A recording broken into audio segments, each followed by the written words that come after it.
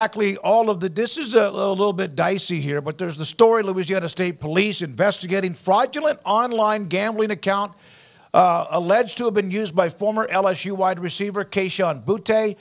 9,000. He bet close to 9,000 times over about a month.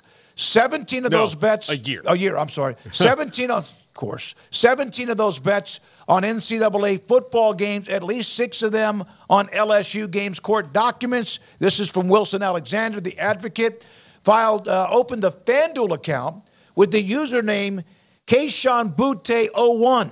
Bet on himself against FSU as part of an 8-leg parlay. The transactions occurred with LSU football, within LSU football options. So you know, laptops and other things have been confiscated. He bet the over that he would get 82.5 yards receiving, and he bet that he would score a touchdown. He did not hit either in that game. But 9,000 bets in a year is a lot. You think that's excessive? Yeah, that's a lot that's more than people who do it every day do it. Like that, like I just said on the triple option, like there are bookies who don't take 9,000 bets in a year. Like how do you even do? Like it's crazy. So clearly he's got maybe a little bit of a problem there. Yeah. So that's a lot. And you know, like if you go back, he was a completely different player in 2022 than he was in 2021.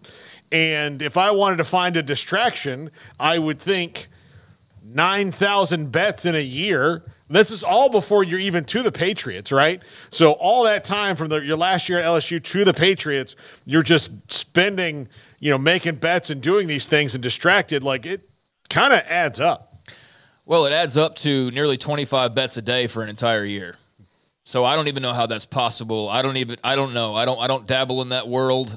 For those who are on it all the time, maybe that's just an AM session, and then in the PM you do it another 25 times. I wouldn't know, but that does seem, a bit excessive. I don't know what sports are on every day enough, and I know this just averages out, so it wasn't necessarily he was betting every day, but then that would mean there's some days where he's betting like 45 times in one day. So I guess maybe really busy college football Saturdays and NFL Sundays could get it done if you're betting on a lot of props and things like that, like betting on yourself to have a certain amount of yards, which you didn't reach, or a touchdown, which you didn't get against Florida State. But, yeah, that's wild. I don't know. There was something always amiss when it came to his ending at LSU. Like a super talented guy, but something always was off with him. And I don't know that anybody could really pinpoint it. I know I certainly couldn't. I just expected him to be a lot better than he was, and for some reason he wasn't. And I don't know if this was all a distraction during that time.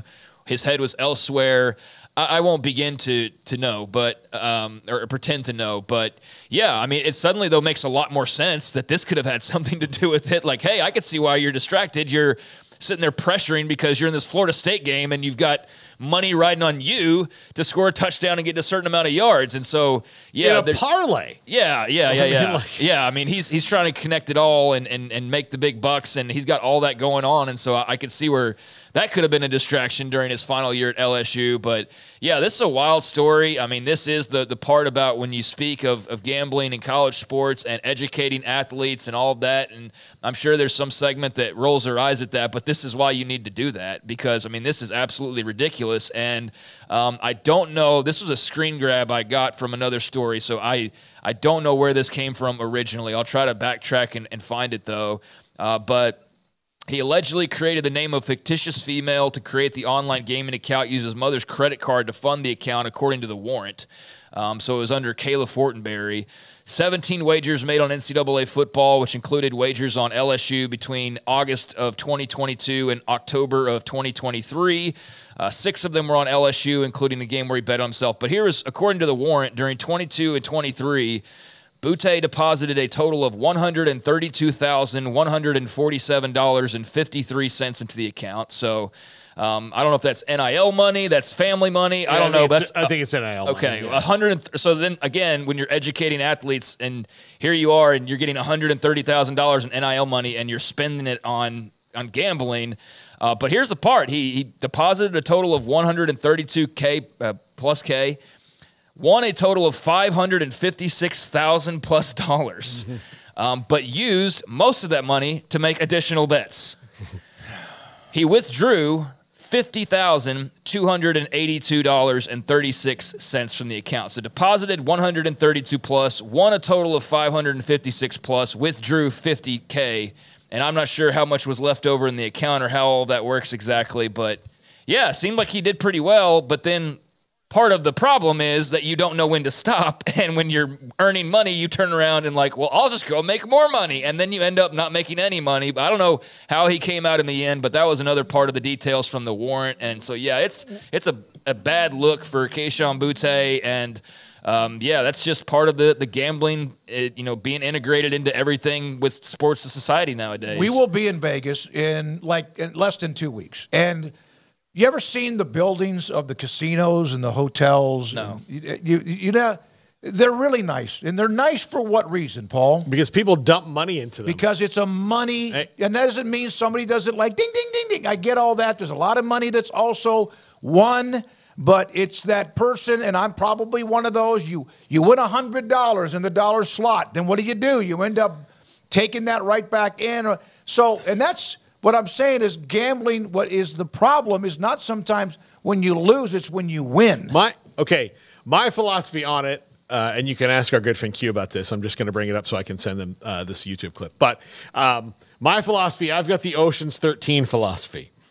The plot of Ocean's 13 was they were going to make this casino lose big because they were getting revenge on Al Pacino's character. So the problem is that if they cheated on all these games and all the people started winning in the games, they had to get them out of the casino so they would cash their money out and not go back in and dump it back in. So they had to like fake an earthquake to get it to happen, to get everybody out of the casino. That's how it is, because that's how casinos are. Like, you make money and you dump it all back in. That's why they're not worried about like, hey, this guy just won $150,000. You know what? We're going to comp his room, and then he's going to keep doing this, and then we're probably going to get it all back because now he's, riding the lightning. He's feeling good. And when you win and you win big, and then you don't do that dumb mistake, then they kick you out and they ban you from betting at their casino anymore, because those guys actually know what they're doing. Dana White of the UFC is a prime example of that. Won too much and wasn't dumb enough to go and dump it all back and lose it all back to them. Yeah.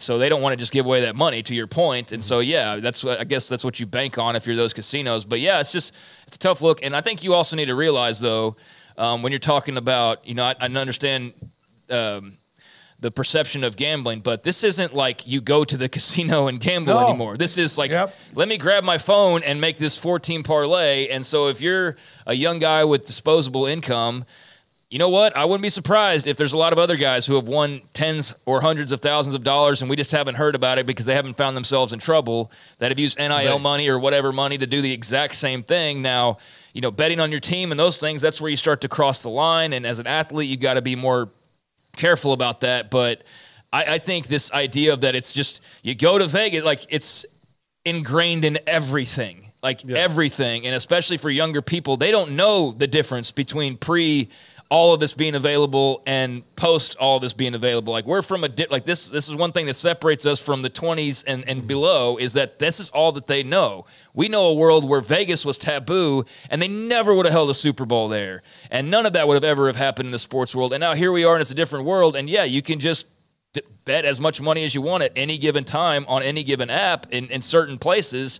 And so, yeah, every once in a while you're going to have a bad story, and it just so happens it's a high-profile college football player, so we're taking notice of it. But I'd imagine this is going on across college athletics a lot more than we realize. Garrett, you're an LSU fan. Paul or Craig mentioned that he thought something was up with him. Like, had no idea. We have Jake Butt coming up in 5 minutes, so we need to hit a break on time.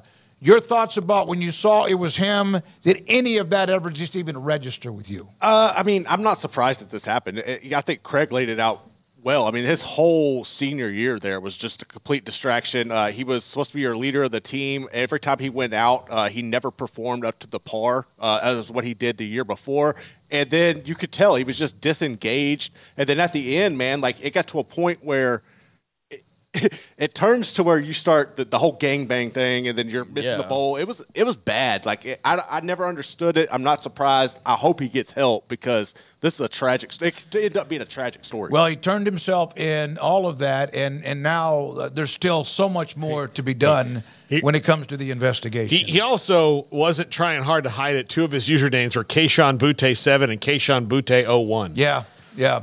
Well, maybe that's if he forgot his first one. Big brain stuff right there, man. That's super big brain stuff right there. Much more to get to. As Garrett pointed out, though, it wasn't. There were clearly other things also going on at LSU at that time that could have had him distracted. But then you hear this, and like him, I'm not surprised. It always felt like just something was awry with the guy in general. So whether it was the alleged incidents or it was this gambling thing, I hope he gets his life in order because clearly he needs to. Later in the show, we